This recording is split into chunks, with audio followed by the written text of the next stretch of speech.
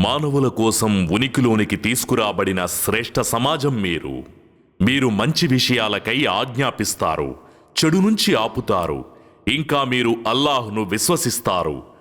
అదేవిధంగా మేము మిమ్మల్ని ఒక న్యాయశీల సమాజంగా చేశాము. మీరు ప్రజలపై సాక్షులుగా, ప్రవక్త మీపై సాక్షిగా ఉండడం కోసం మేమిలా చేశాము. మేము అవతరింపజేసిన నిదర్శనాలను మరియు సన్మార్గాన్ని ప్రజల కొరకు గ్రంథంలో విశదపరిచిన తరువాత కూడా వాటిని దాచిపెట్టేవారిని అల్లాహ్ శపిస్తాడు. ఇంకా వేరే శపించేవారు కూడా వారిని శపిస్తారు.